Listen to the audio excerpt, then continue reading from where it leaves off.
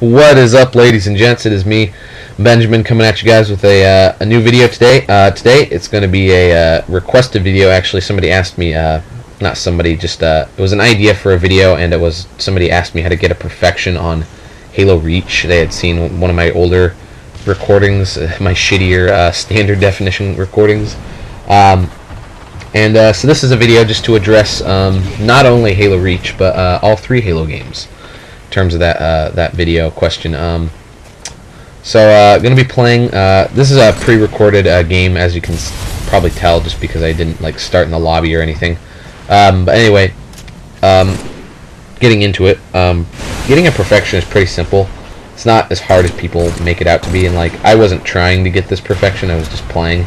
I've never tried for a perfection before, and I have many of them. Not to be a douche or anything, just it's not that difficult if you're somewhat decent and you have a weapon, a primary weapon that is fairly stable in terms of your usage. Get something that you get. Definitely, if you're gonna try for a perfection, get a power weapon that you're good with, like the sniper rifle or the rockets or something. Generally, try to stay away from the shoddy just because it's limited in terms of what you can do with it. But if you're on the right map, you can definitely do it. As you can see, I'm playing on Valhalla, which is probably one of the easiest maps to do this on. As I end up using the sniper rifle primarily this match. I do have a shoddy right now, but I don't end up using it that much. I don't think. I might. I can't remember. I recorded this, or I played this match quite a while ago. I just can't remember exactly. And definitely, you want to have a primary also that you can use in terms of getting kills frequently. For me, it's the battle rifle, and it's not really just the battle rifle for getting perfections when I play. If you're good with the AR, use the assault rifle. It's just dependent on your play style and stuff. I know some people that are really good with the AR. I mean, I can beat people with that are using the BR with the AR. It just depends on the situation. You got to know when to use what kind of weapon. Most of the time, obviously, the BR is definitely more effective than the assault rifle, but if you're really close to somebody and you are confident in your ability to aim, definitely I would go with the AR. I've beaten people, beaten hardcore MLG guys with the assault rifle that were using the BR, and it's just you gotta know when to use the right weapon. Lucky right there, I did happen to get 2 AFK guys, or one of them was at least. I don't know what the other guy was doing on the mongoose there. Anyway, back to the video. Getting a perfection is pretty simplistic in the sense that you don't want to basically just don't rush the other team. Don't do what I'm doing basically in this video. This video is actually a terrible example of how to get a perfection. I just happened to, get one. But you don't go into the other team's base with the shoddy or something. It's just a bad idea. You're just not going to get anywhere with it. You see, I have 2 guys on me right now, and yeah, just don't. I don't know what to say. I just don't do what I'm doing right now. There's a couple things that are a little bit more universal across all 3 games, as opposed to something that requires a little bit more focus, just on depending on what Halo game you're playing. Sorry, that was a mouthful right there. I couldn't say that. Oh wow, that's hit registration. That's another reason why I don't like the shoddy in Halo 3, is the hit registration is just garbage. See, I'm going to switch over to snipe here because it's a lot more effective and useful. And I'm just way better with it than the shoddy. So in terms of things that you should note, just per Halo 3 and stuff, I was talking about not rushing the other team. That's more of a Reach Halo 3 kind of rule to getting these things. Don't run up and go to the other team's base like I'm doing and being a douchebag and stealing kills and stuff. So you're just gonna get yourself killed. Most people do anyway when they try and do this stuff. As I said, I wasn't trying for perfection this match. I was just playing, and I happened to get one. Now, as far as Halo 4 is concerned, which is what a lot of people ask me about, or I hear a lot of people saying, "Oh, how do you get a perfection on Halo 4?" I read on forums and stuff, and the best way to get a perfection on Halo 4 is actually completely be a BK and rush the other team. Be a power weapon hog. Grab the sniper, the shotty, the rockets. Just get all the nades you can possibly get and rush the other team. And if you're decent enough, you'll be able to pick up some kills. Get your BR out or your DMR, because they're both incredibly OP, and rush the other team. That's the problem with Halo 4, is it does not support team play.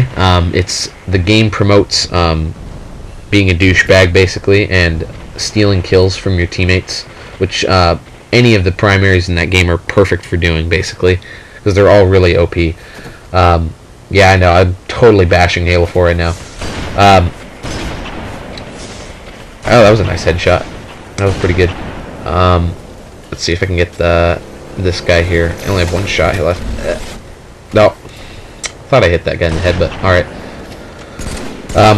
Also, make sure you have decent teammates. And when I say that, just check the lobby if you're playing by yourself. See what kind of records you got. I mean, with Halo 4, it doesn't really say much, just because there's no really good way to tell how good somebody is by looking at their service record. And don't tell me, oh, look at their KD. It doesn't say anything. I know kids. I knew multiple people that I played with on Halo 4 when I used to play that game a lot. They had KDs of like 3, and it's just like all you do is sit in the back with the sniper rifle and camp. And when you actually have to fight somebody close range, I mean, literally, I knew a guy. He just sat and played big team battle all the time and hard scoped with the sniper rifle, sitting in the back on Valhalla or Ragnarok or whatever it's called, and that's all he did. And he ended up with I think his account has like a kill-death ratio of like 3.2 or something. It's just like, seriously, I could destroy you in a BR duel or something. Anyway, point is KD doesn't say anything. But anyway, back to what I was saying. Look at your teammates if you're on Halo 3 or Reach, and look at how many games they've played. Look at their experience, or at least on Halo 3 you can do that, and then look at their skill level or something. I mean, if you're playing with somebody that has like 20 experience on their account, that doesn't really say anything about them, because they've played hardly at all, unless they have like 200 matches. That means they're really bad. They drag down their team. Also, don't take into account like boosters and stuff. I've seen accounts with 0 experience, but they have like 200 or 300 ranked matches, and they have a 50. Don't take into account like, oh, they have a 50, that means they must be really good. I've seen plenty of kids that have 50s that are terrible, and they just derank and stuff. There's also a lot of people with 50s on Halo 3 that just bought their 50 accounts, or had somebody boost their 50 for them, which is incredibly... Really the only flaw in Halo 3's ranking system was the fact that people sold accounts to each other. Other than that, it was pretty much perfect. A free kill, sweet. And I got the... I forgot to turn off my thing again. That's annoying. Anyway, so yeah, don't do any of those things.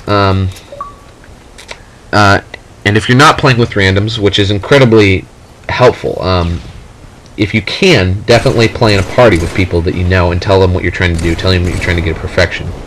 If you have teammates that you can communicate with, it'll make it a lot easier, especially if you know like callouts and stuff. I myself still know almost all the callouts for Halo 3. I might have forgotten a few of them for a couple of the maps, but I pretty much know all of them just because I played the game so much. Knowing callouts is really nice when you're playing in party, and it can be incredibly helpful in terms of getting good fights finished. So looks like we're about done here, but that's really it. Just, play in a party if you can. Don't rush unless you're playing Halo 4. And that's it. Thank you guys for watching, and have a nice day.